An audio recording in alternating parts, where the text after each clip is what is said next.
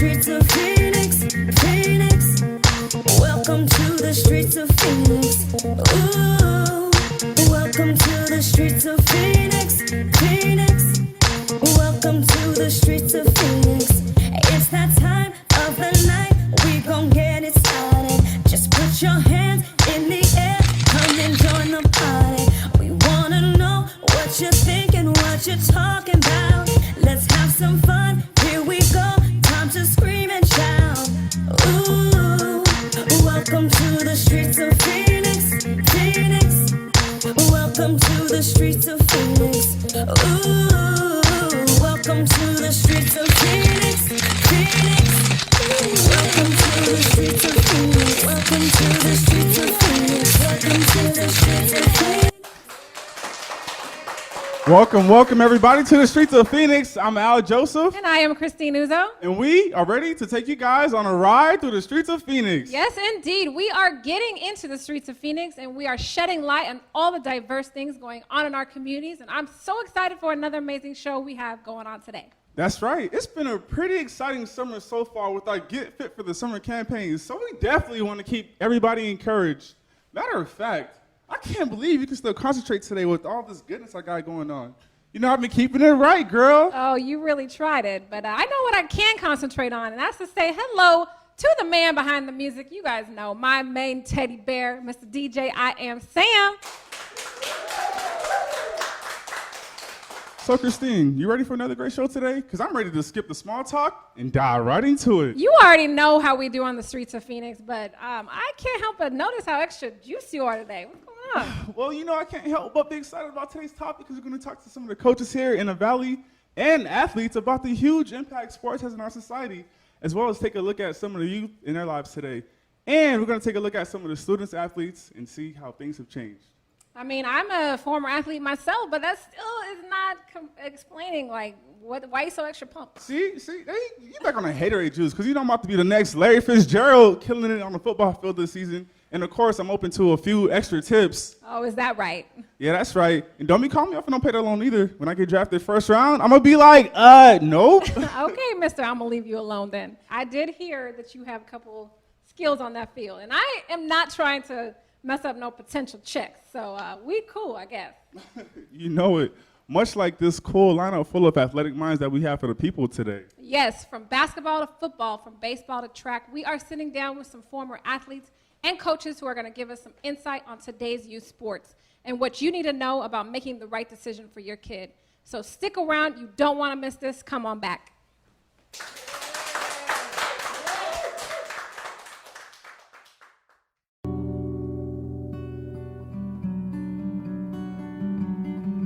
Our next guest may sound familiar to you all, but before she was making movies, writing scripts, and a new hit talk show, she was on that court, crossing girls over and picking their pockets. Please give a warm welcome to Miss Tamika Rochelle with 1L.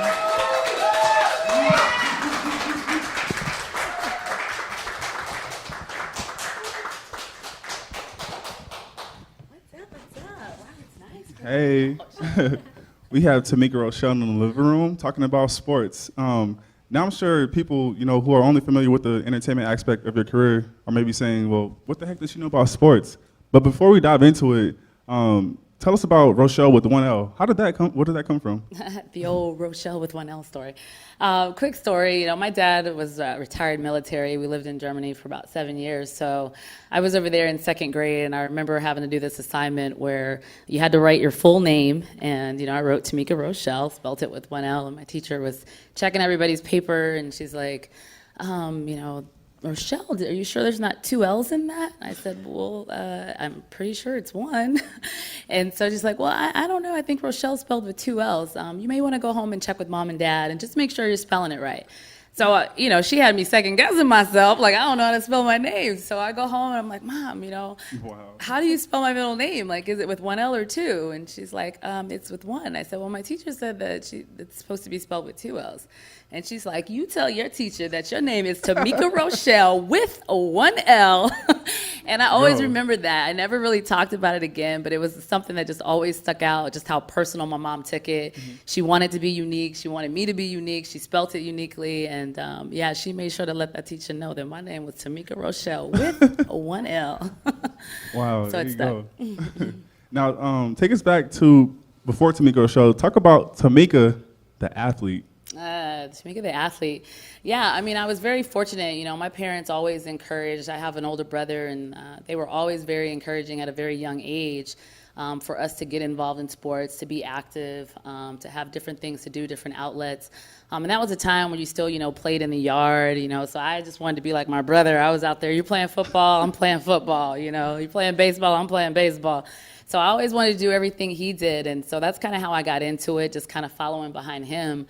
But then, you know, I started to realize, like, hey, you know, I'm actually not bad at some of these sports, you know. So it kind of just continued from youth sports on through middle school, high school, and eventually on to college. So I was very fortunate, you know, that I had a supportive system around me that sort of pushed both me and my brother, you know, into playing sports, and you know, it's done a lot of great things in my life. So I'm very, very appreciative of all that. Awesome. So clearly sports has been a major part of your life and a major part of your role of who you become. And here we are today doing a youth sports show. Why exactly was it so important to do a show like this? It really was. You know, here on the streets of Phoenix, with all of our topics, we try to make sure that we are keeping the people in the community informed about, you know, the things that are going on around them. And youth sports has become such a growing avenue for a lot of kids, whether it's, you know, basketball, baseball, football, whatever sport they're playing. There's so many kids getting involved nowadays. It's, you know, I think it's important for not only the athletes, but for the parents, you know, to be informed about what's available to these kids. There's so many other things they could be doing that aren't positive, you know, that sports kind of provides that avenue to get them on a track where they actually, you know, have, you know, something to try to motivate them, something, you know, goals to set, something to push towards. And so, you know, getting involved in sports, you know, post, you know, my playing days, it was just important to me to be able to give that experience back. You know, I was able to, like I said, you know, play through high school, went on to earn a scholarship at the University of New Mexico, played for 4 years there. And, you know, earned a bachelor's degree, went on to get my master's degree. But all of that stemmed from, you know, being a student athlete. You know, I wouldn't have a master's degree if I never picked up a basketball or, you know, ran around a track or, you know, all those things that sort of led up to that. So to be in a position to have someone else fund my college education and then be able to have a career, you know, in the world after those playing days, because it's as a young athlete, you feel like it's going to last forever, you know, but it doesn't, you know. So to be able to be in a position and to have basketball be kind of like the catalyst that's been able to give me a career. You know, I work in corporate America for a financial institution, you know, as my 9 to 5, but I'm still able to, you know, be involved with coaching high school basketball and, you know, and now with the, you know, Streets of Phoenix and doing all of these things that have, shout out Streets of Phoenix. But, you know, I wouldn't be able to do any of that, you know, had it not started, you know, on that platform. And then it sort of just led me up to be able to do other things in my life, you know, post athletic days. So That's, wow, terrific Yeah. story. Yeah. Now, you mentioned sports allowed you to earn your bachelor's and your master's degree. At what point in time did you go from sports to film and entertainment production?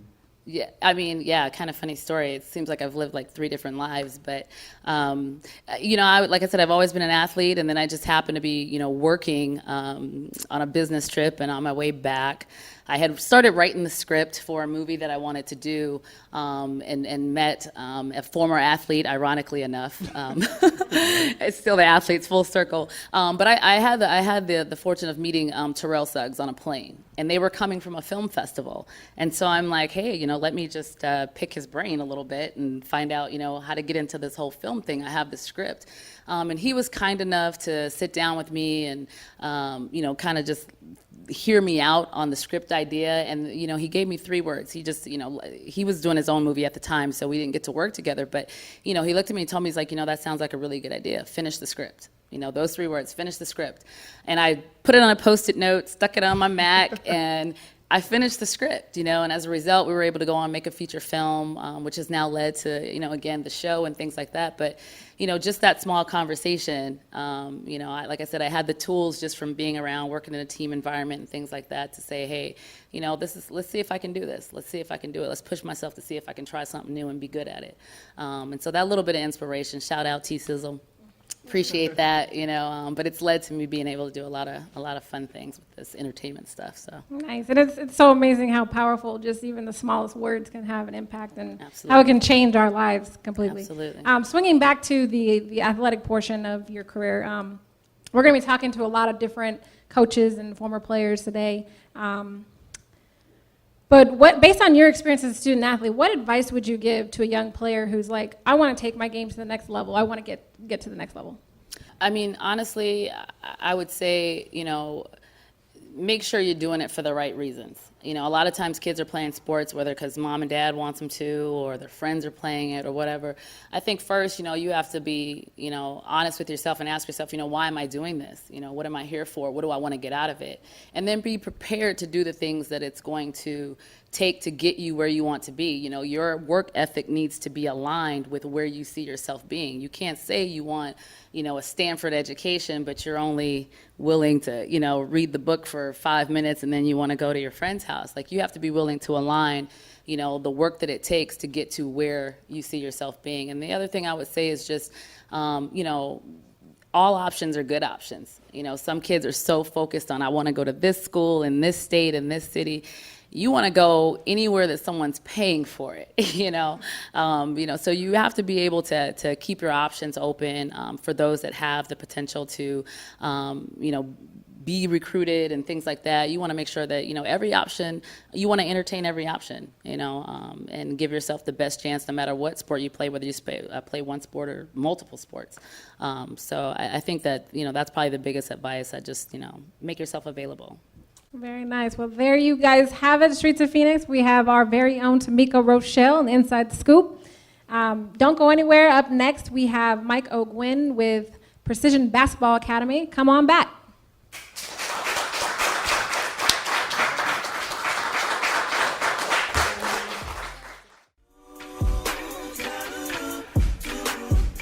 Michael's at Park Central Super Club is now conveniently located at 3110 North Central. Again, that's 3110 North Central.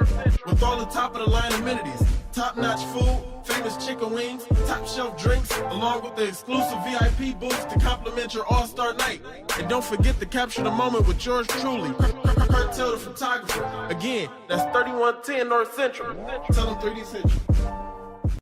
Welcome back. Our next guest was once an elite athlete himself. He's found a way to share his knowledge and experience with the youth athletes throughout the community. With his hard work, no hype philosophy. Please welcome to the living room, Michael Gwynn.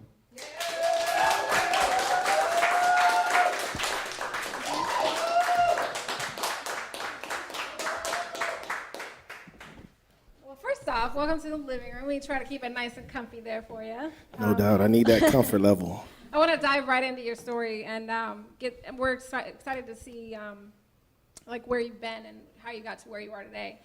So how about you tell us where you started getting into sports, like when you started getting into sports, and what do you remember most about those early years?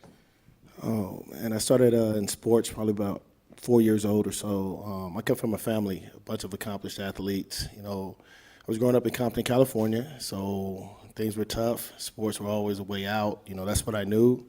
And I ended up moving to Arizona my senior year of high school just to graduate for the most part.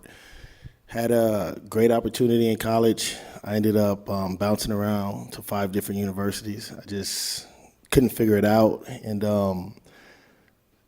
ended up going to Europe and playing for a while. Things were, a struggle with that as well, and so basically I came home, didn't do anything for about a year, was just kind of being a vegetable, and I got challenged, see what else you can do. And the first thing I thought about was there were opportunities that I never had growing up, and I wish that somebody could have provided those for me, and so I got involved in training, and the training led to club basketball, and I've been doing that now for 13 years. That's sweet. Now, you played at the high school, college, and professional level overseas that you mentioned you played in Europe. At what point did you realize, hey, you know what, I can do this, I got this? Like, what was that journey like for you? I'll be honest with you. I thought from the time I was 4 years old, I had it. It was never a question of talent.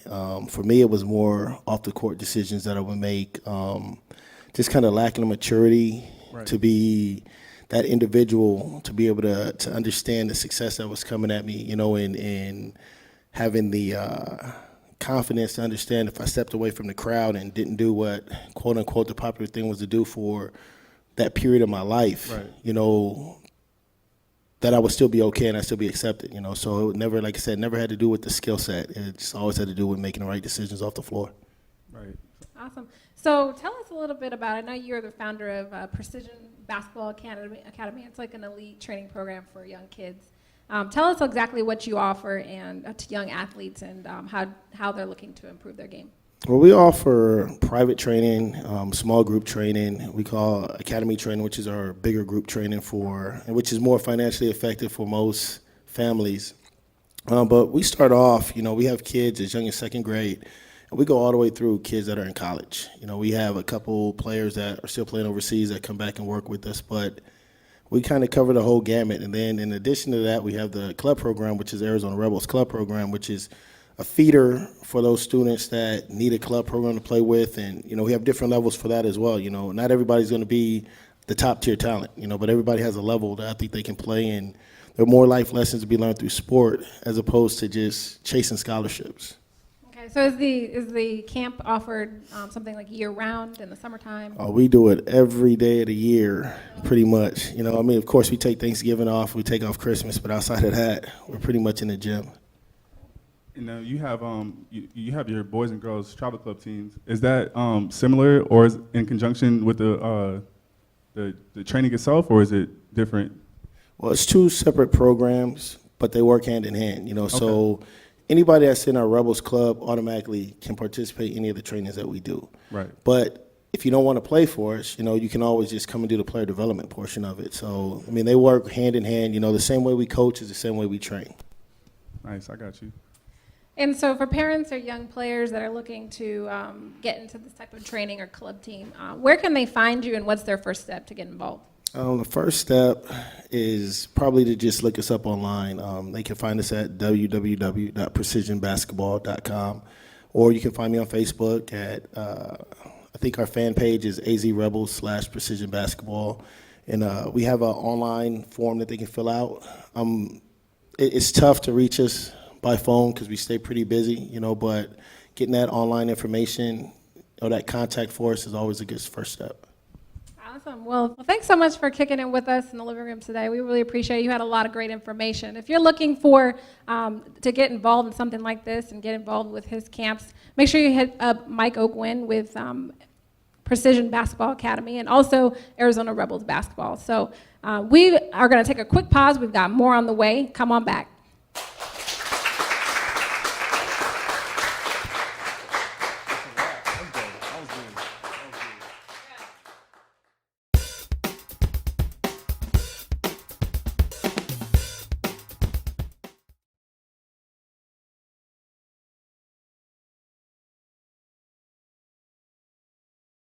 Oh man, probably since I was in first grade. I remember playing Pop Warner football.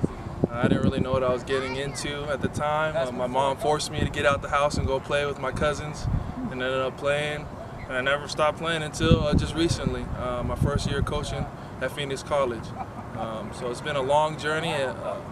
It's helped me become who I am today. I played at the University of Washington for 4 years and was blessed enough to go on and play in the NFL for the Arizona Cardinals for 2 years. And now I find myself giving back to the youth and coaching college football for Phoenix College. I think it's going outside. It's so easy to get caught up with the technology. Kids have cell phones, Xbox, PlayStation. Kids are staying inside playing video games a lot and on their cell phones and just not getting out enough. But I think we just need to encourage them to get outside, get active, and just, you know, experience different sports. There's more to life than football too. You know, play basketball, track, wrestling. Just a sense of belief. You know, I want them to understand that the most important thing you need to understand is believing in yourself. You know, on this journey of playing football. Don't ever let anybody tell you you can't do something, and that, you know, sky's the limit as far as achieving those goals.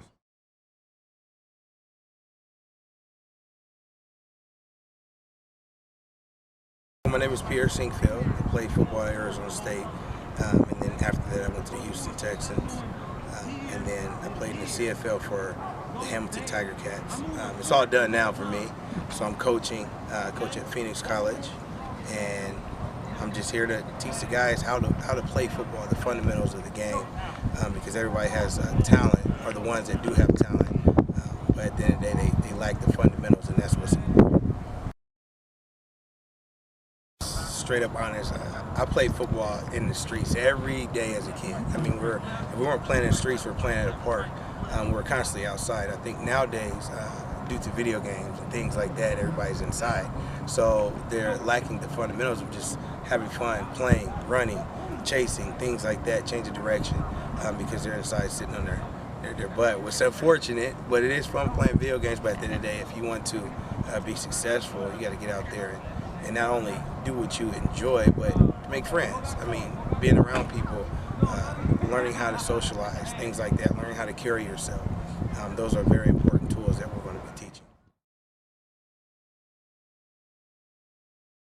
At the end of the day, it's about having fun. It's about enjoying yourself, learning how to play the game that you love. So we're going to teach these guys how to control their body, know where their body is at on the field, knowing what to do in certain situations, how to cover individual on defense, how to catch a ball on offense, how to run a route, things like that, foot speed. Those are the essentials to playing football, because at the end of the day, you got to be able to run.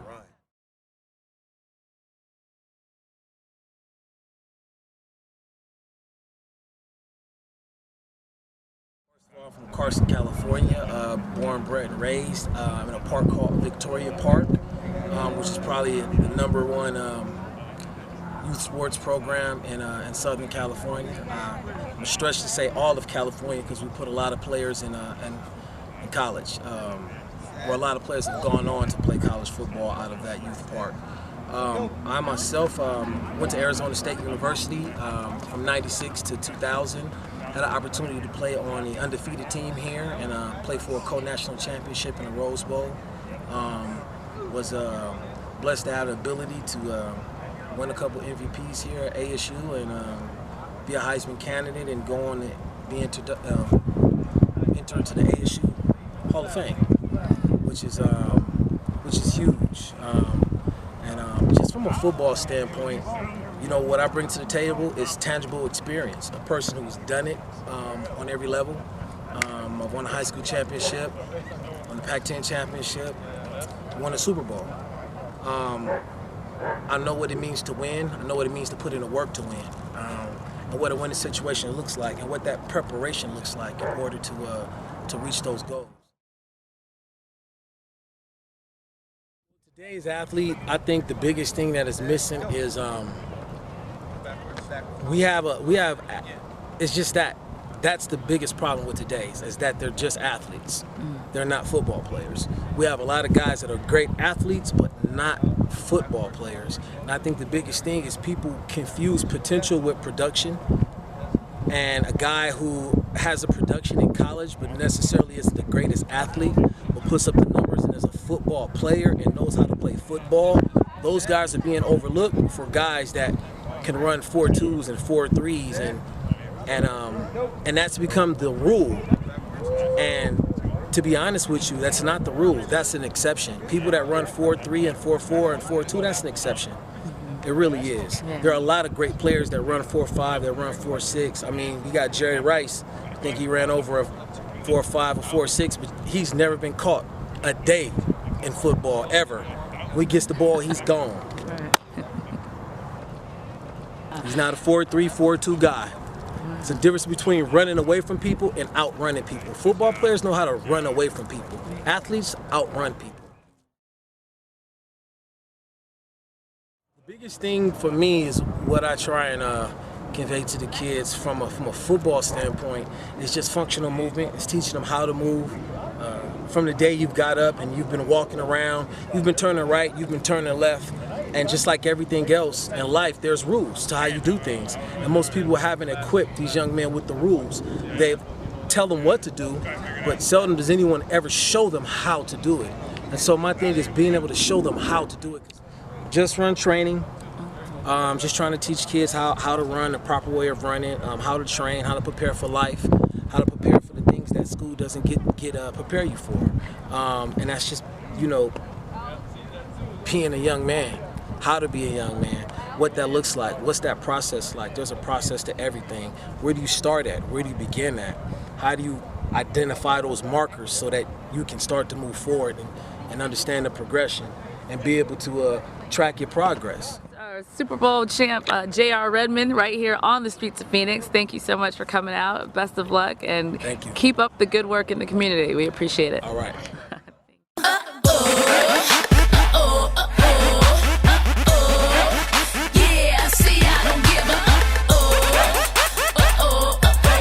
Please welcome to the living room ASU alum and founder of the Better Skills organization, Derek Charles.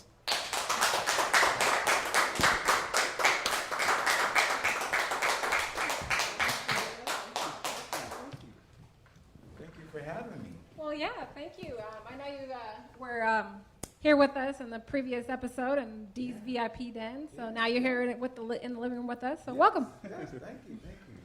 Now I know that you you have a pretty accomplished career in football. How about you tell us a little bit about where you started and where you finished? Okay. Well, I'm from New Orleans. Shout out to Calio and Hey, there you go. Mark City and across the river, man, Algiers. Shout out. That's And, what's up. From there, I played. I was a 3-sport star: football, basketball, track and field. But my main accomplishments there were football, and so I got a scholarship out to your very own Arizona State Sun Devils. Nice. Played ball there with the likes of Jay Plummer, Keith Poole, one of the big names, Pat Tillman, and those guys, man. And then I went off into Canadian football and arena football. Ooh, Canadian football. I'm going, So, and then I started coaching for the last 15 years now. So I'm enjoying my life working with kids. That's what I do. Very cool. So we got a glance to take a look at, your camp, and it looks really, really interesting. Yeah. What was it like? What made you want to do this? Well, that's an easy one. Well, when I was at ASU, I used to have to walk to the stadium to go to practice and things like that. And there was along the way, there was a Boys and Girls Club. And this was back in the 90s, so it's in Tempe. So the Boys and Girls Club of Tempe, Lattimore branch. So I'm gonna make sure I shout out those kids there. And I just passed by it every day. And so there was a commercial with Denzel Washington on at that time, talking about the Boys and Girls Club. And I used to see that commercial every day while I walked by the Boys and Girls Club every day. And so I said, I'm gonna stop in and check them out. And I see a bunch of kids, man, and they were all, just doing whatever. It was before the basketball program was fully established there. And so I met a gentleman by the name of Zion Thompson, who was the director over there at the Boys. You said Zion or Zach? Zion. Okay. Yeah, Zion Thompson. And he was the director over there. And we went on and he hired me to do some coaching. Well, I volunteered to do some coaching, and then that's where my coaching career started there, coaching basketball with the boys and the girls. So that's where I enjoyed doing. And then as I got older, I had kids of my own, and I wanted to be able to coach them and let them be with their friends. So that's here I am today, coaching my own company, Better Skills organization, so that my kids can have some other kids to play with. So I know that you train kids at all various levels. Yes. And you going through this experience yourself. Uh-huh. Say you have a kid that has a lot of heart, but maybe just not all the skill. Uh-huh. How do you handle that? Well, you know what? I'd rather have a kid with heart than a kid that's fully talented and doesn't have any heart. All right? Because the kid with heart is willing to learn. Mm-hmm. They want to learn. They want to be taught. They want to be coached. And that's where, we come in. People in my organization, the coaches, the trainers, professional coaches, the professional trainers come in and we're all on the same level. We want to give back to the kids. And so we find a kid that's there and may not be the talented, the most talented You know kid. how that goes. Yeah, maybe not be the most talented kid, but has the biggest heart, man, and he's there, and he's kind of like the Rudy of any program. So that's what we have, man, and so we just go all out. We give him everything that we have, hoping that he will learn something not only in that sports skill, but yet also in life. So that's where we at. That's awesome. I'm glad to hear that. Yeah. So how often do you hold camps, and where can people find you? You know what? We hold camps every year, annually. BSO, we do it around the valley. Better Skills Organization. I'm online. You can check me out, BSO or betterskillsorganization.com. And what we do is, like I said, we hold camps every year, and it depends on the season, because we do all sports and we do the fundamental training. So it's from the beginning stages to the latter part of your high school career. I think this past camp we done 5 to 18 or 19. And we had J.R. Redmond come out. So he was a big name that I played with at ASU, and so he came out and he gave back to the kids. And it was a free camp.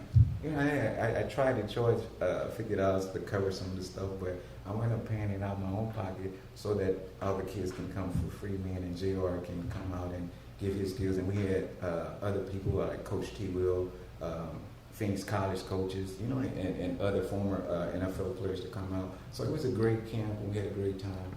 Awesome. Where can they find you to sign up? You can find me online at Better Skills Organization.com, and also you can hit me up on Facebook. Okay.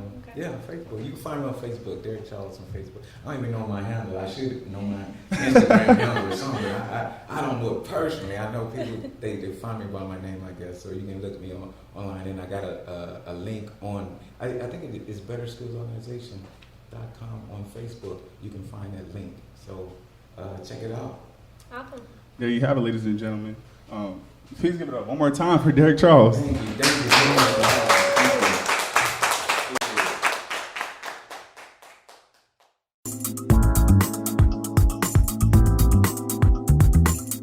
Thanks for coming back, and you are just in time because we are headed to the VIP den with special guest Juanita and some very experienced coaches and former players who are going to keep the discussion going because it's time for Phoenix to chime in.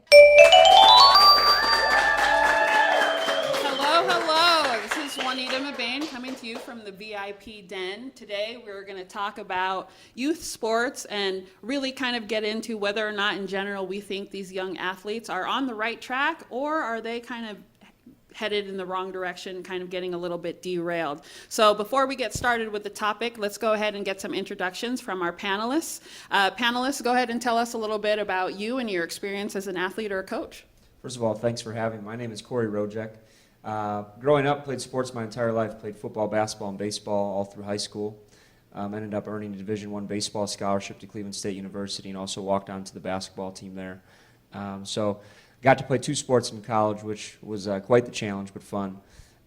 Currently, I'm now a teacher and coach. I coach the girls' basketball team at Millennium High School. So also have coached baseball and a variety of other sports, but I enjoy everything about sports. It's been my life, and I plan to keep it that way. Welcome. My name is Tracy Grimsley. I've played sports my entire life. In high school, I played volleyball, basketball, and softball. I played college basketball. I've been a coach for basketball a number of years, and currently I'm a girls freshman basketball coach at Millennium High School. Welcome. Hello, Derek Charles, DC is what my friends call me. I like my esteemed colleagues here. I also played sports all my life: basketball, football, track and field, soccer, tennis, golf. But I also played collegiately, also professionally for a number of years. And now I've coached for the last 15, 16 years. And I am now a business owner. So I am actually in the business of coaching the youth. So thank you very much. Thank you for having me. My name's Samuel Roman. I played football and I also coach.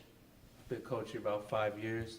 I decided not to play after high school because I had found out my career choice. Coming out of high school, I had some, some look ats, but besides that, just coaching. I got a nice opportunity to coach, and just been doing that. Okay. How you doing? Thanks for having me. My name is Michael Gwynn. Most people call me Coach Mike. I've been coaching now at the club level for about 13 years. I actually have boys varsity coach at North Canyon High School. My whole life has been sports, and I've had the opportunity to play at the collegiate level, the professional level. Now I have a son that's hopefully, things keep going his way and he'll play Division I football. So my life is surrounded by sports 24/7. Well, that's great. So it looks like we have some great panelists here. So here's the section where we get the audience participation, where you guys are going to kind of guess what they feel about our youth today and kind of how they feel, if whether or not they've derailed or if they're on the right track. So let's go ahead and start on the end. What do you guys think? Is he going to say derailed or on the right track? Okay, reveal your answer. Let's see what we have. Derailed. Okay, so let's move on to the next one. What do we think here? Derailed, right track? Go ahead, reveal your answer. On track. Okay, so it's 1-1 right now. All right, with DC, what do you think? What do you guys think? Answer? Derailed. All right, it's 2-1 right now. All right, Sammy, what are you at? Oh, actually, what do we think about Sammy? Oh, wow. All right, so right now it's 3-1. And last but not least, Mr. O'Gwyn. What do you guys think? All right, what are we looking at here? Derailed. Wow. Okay, so I guess let's start off with, it's almost unanimous with the derailed. Why do you think that it is that way? What is it that our young athletes are kind of missing to put them kind of to where they're not on the right track? I'll start off. I think there's a lot of great athletes out there. It's not that we have a lack of athletes. I think sometimes a mentality has changed about the athlete. What I mean by that is we can produce as many great athletes as possible, but there seems in this generation, there's like an instant gratification generation where they want to be the starter now. They want to be the best player on the team now. You look at college basketball, I think just in Division I college basketball alone this year, they said there's over 500 transfers. So what you're seeing is you're seeing a lot of great athletes, but every player that goes to a team, they have to be understanding that they have to, you're going to have a different coach. You have to accept a different role. A lot of times at the high school level, we get a lot of great basketball players who come in as freshmen, and it's, well, I did this, this, and this. It's like, well, there's going to be a process to this. And I think the reason I said derailed has nothing to do with the athlete, the athleticism of that athlete. Right. It's more the patience that has been lost with the athlete. They want everything now, Right. and the work that needs to be done to get there, well, there's a process to that. And I think that's what's been lost with the athletes today. I definitely agree with Coach.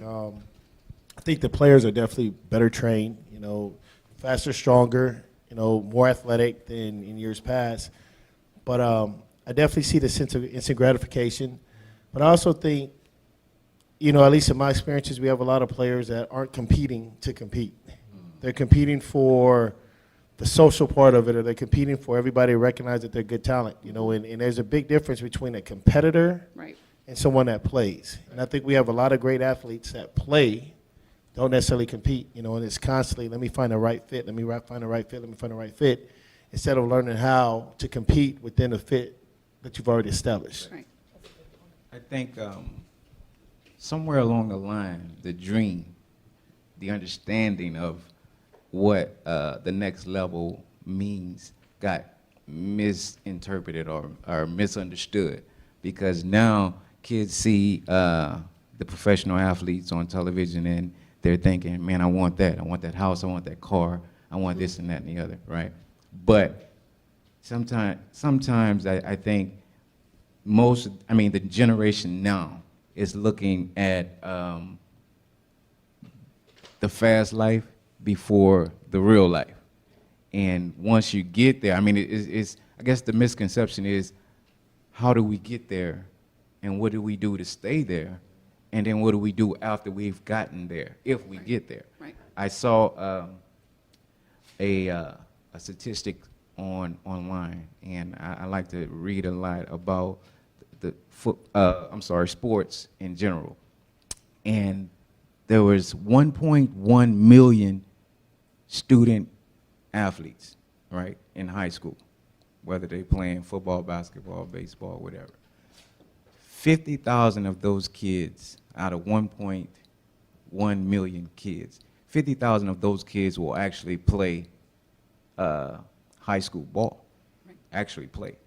Out of those 50,000, 1 in every 8 of those kids will actually participate in college. And out of that 1.8, 0.02 of those will get a chance to play in a professional level. So the chances are so small. But then again, the overall attitude of the student athlete has been changed from when I was a kid and when some of these younger coaches here were kids. It's changed a lot. So if we can get, I mean, I love his program, and I love what Coach Rojak is doing, what you guys are doing with it.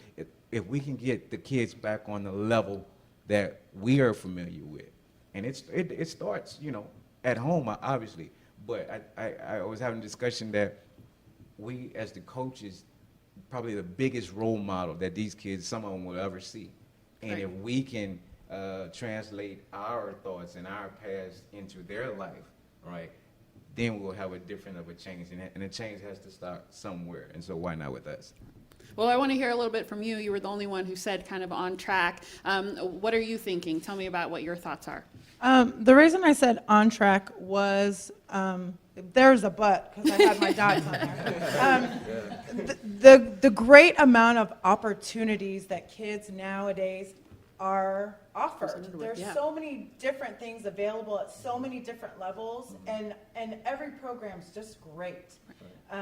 There's tons of people, coaches that are available to help at all different levels, and I think that is where we're on track. We have a lot of things that kids can get into.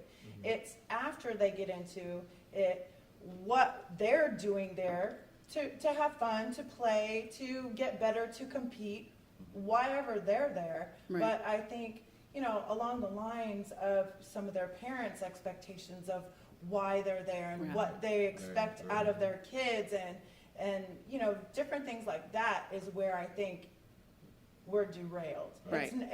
There's tons of opportunities. It's just other factors that, you know, that we can't really control as coaches. Right. You know, pulling upon from my own experiences as an athlete and a coach, in my own experience, I've noticed that there's a huge sense of entitlement these days with some of these young athletes. And so with that entitlement, what do you think we need to be doing as, you know, coaches to kind of help them get on the right track? Because I think that that's where there's a little bit of problem, and I don't know if that stems from just, you know, maybe we pushed them too hard as kids because we're all about competition and winning, or, you know, maybe it comes from home and the expectations. I mean, what do you think? How do we kind of get around that? Well, one thing, and I'll use myself for example. He's going into his junior year of high school. I don't push him to do anything. You know, if he tells me that he wants to participate, I'm going to give you every opportunity and every resource available. My name's been in a big light, so I'm not living my dream through my kid. So I think by me kind of putting him in a position where he's owning his own career, he's owning his own path, you know, he understands that it's not an entitlement thing. You know, I'm going to have to work to get there. My dad's not going to be there to help. You know, I'm not going to be talking to your coaches. I'm not going to be doing those things. I'm not going to give you reasons to have excuses to fail. Right. The flip side of that is I'm going to be supportive if you support yourself first. Right. You know, and I think you put kids in that position where they have to own it instead of you constantly trying as an adult or as a parent to put them in, quote unquote, the right situation. Right. They start learning that it comes with hard work instead of it just being given to you because you show up. Yep. Sammy, what do you think? I wanted to give my my opinion earlier. I wanted to say that generation like that we have now, a lot of it is social media, you know, and not only social media, but their peers as well, because you have a lot of their peers that don't participate. They don't have, one, the work ethic or the ability to drive themselves, and so they're going to bring this person down. and be like, hey, your team's not going to be good this year, so why are you even trying this year? And I think a lot of these kids also hear that. Not only is that, but a lot of people, this generation grew up on everybody gets a trophy, whether you win or not. Yeah. What do you think about that with everyone gets a trophy? Because there's the whole other side of that too. Have we become way too competitive where we push these kids at a young age to winning is all that matters? Or should we change that up a little bit to look at it as, hey, it's all about winning and the spirit of competition and hooray for everyone? I think the big thing Coach Mike said earlier about competing versus playing, and I think you see it stems at the T-ball. My sons who, they just turned 4 twins and they played T-ball, and every kid and every team in the league gets a trophy. And I think as you go up through middle school and high school, I think that there becomes pressure where, well, I got a trophy at this age and this age and this age, and that's where I think we really need to teach the youth that it gets to the point where trophies aren't for everyone. And I think I like to ask my players all the time, like, if you're going to be given a trophy, right, you want to feel like that is something you worked and earned. And I think, going back to the entitlement question, one thing that we ask a lot of our players, and you're going to have high school kids who feel entitled. One thing I've always taken is I've found that if you really put the onus back on them and make them answer a question, like, why do you feel that you deserve this spot over the other 11 players on the team? Right. And a lot of times they won't have an answer for that. Right. And I think when they don't have an answer for that, that then brings them back to reality. Like, okay, so why do I deserve this spot? Because at the end of the day, you want to develop leaders and you do want to develop captains. And I think what we have to do as coaches to teach these young athletes is, first, what are you going to do that sets you apart from the other 11 players on the team of why you should be called captain? And sometimes I think, there's always been this thing of, well, every team has to have a captain. We've had some years in basketball where I didn't name a captain because I didn't think we had someone who was worthy of being called the team captain. Right. And I think that's one thing. To battle the entitlement, put the onus back on the player. Right. And say, what about you deserves that? And then, go from there. They're smarter than that. They'll know. And I think one thing that I feel as a society we need to do a little bit better with, it's not about the trophy. It's about levels. We start teaching levels. Yep. And I saw something pretty funny over the weekend. There's these 3 people. They had a Speedo. And real skinny person, someone that was a little bit thicker, and then someone that was overweight. And the top of it was just one size doesn't fit all. And my thought was, when it comes to sports, everybody's not going to be a top-tier talent. Yep. But is there a level for everyone? Yes. Yeah. So if your level is that, you can't make your varsity high school team, but you can still play competitive Y-League basketball, yes, you put them in that situation so that they can compete for something at their level. Right. And I don't feel like I don't think we do a very good job, and I'll say this myself as a coach, we don't do a very good job of explaining to our student athletes, our young athletes for that matter, that you may not necessarily be top-tier talent, but you're good enough to compete at your level. And I think once we start getting athletes to understand that, the competitiveness rises because they know that they have something to compete for. Right. So, that's one thing I know for me, I'm trying to make a better effort at, within our club program is that, hey, look, you may not be at this level, but the level that you're at, let's compete to the nth degree. If you come up short, we're not rewarding you for that, but you want to play for something. Right. So we've talked a lot about the general talent. What about the student part of being a young athlete? Because we're seeing a lot of these people are ready. They're ready to compete. They can compete on an athletic level, but then when they get to the next level, they're not ready for school. So, what do you say to that piece of it? Do you guys kind of get involved in that with your coaching? So before our season starts, we usually have a parent meeting with all the parents of the kids, and our first thing before we even talk about our program or what we do is we bring up this big map, and it has all these universities, and it shows the GPA that allows them to get a scholarship. Right. They only accept from this GPA to this GPA, and then so we go step by step. So we'll say from 3.5 to 4 or whatsoever, these are your schools. Then we disappear. So if you have a 3.5 or less, then they show these schools. And so by the time you get to, below 3.0, there's really not much schools. And a lot of kids don't realize that. They come in thinking already they're gonna shoot themselves in the foot. They're early in their high school career because they want to mess around with their friends, not take school seriously. And then when they're really good at their talent and come their senior year where they got schools looking at them, they're like, no one told them earlier in the fact that, hey, not only is your talent and your work ethic on the field or on the court, your school is just as important. You need to take it just as serious as you do your work side of it. Anybody else? Student athlete, they go hand in hand. I think a lot of the athletes who perform want to play at the college level. Just recently, last couple of years, the NCAA clearinghouse has even raised their, standards, to over a 2.0. These athletes are required to have. A lot of times, I'll show some of the girls who are getting college interest. The first question that a head coach will ask, the first question that in an email it's not going to be shooting percentage. The first question every time, what is their GPA? Are they on track to graduate? And unfortunately, in some cases, I've had to give the answer of, well, you're probably going to have to move on for another 2 years because this player is not on track to be able to enter the NCAA Division I school.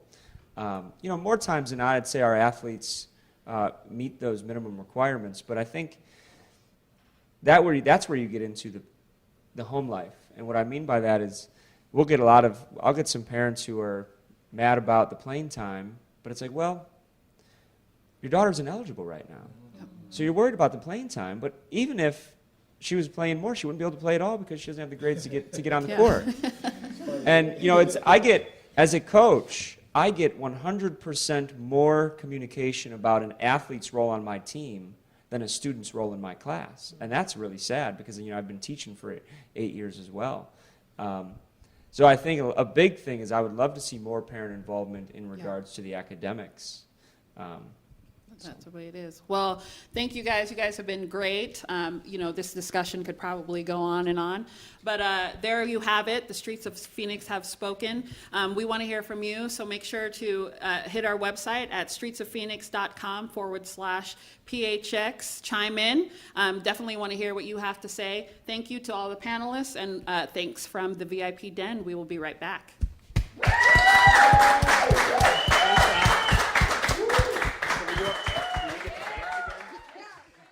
Michael's at Park Central Super Club is now conveniently located at 3110 North Central. Again, that's 3110 North Central.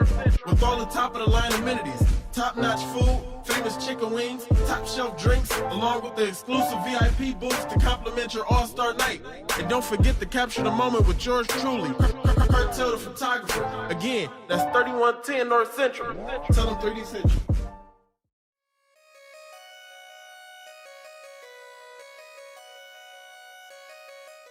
Shout out to Miss Tamika Rochelle with 1L for bringing me on to the show for the Streets of Phoenix to be a guest host.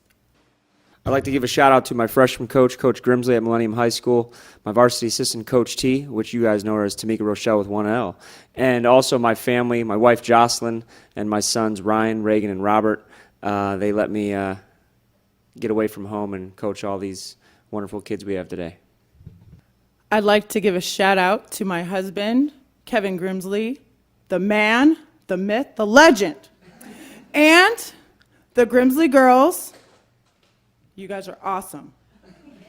Hey, what's up, man? It's DC. I want to give a shout out to the spoken word crew. That's right, we did a spoken word movie. I was the main lead character, and so I wanted to shoot that movie out for Killer. And then also I want to give big love to my company, DC Scanning Solution. We make 20 years. This September, all right? So we're making, big things happen. And also the Better Skills Organization, which is also my nonprofit organization that we've been into for the last 10 years. So shout out to those people and all the people that I work with here at Michael's. Make sure I shoot them out. All right, pow, pow, pow. Shout out to Michael's Cafe, man. Make sure you come out and see us, all right? Peace.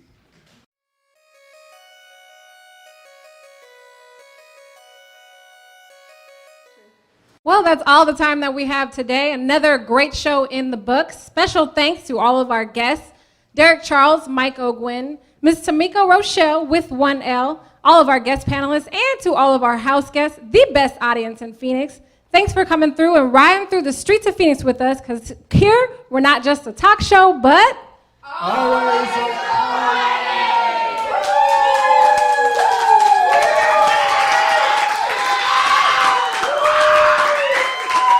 DJ I Am Sam is dance cam time.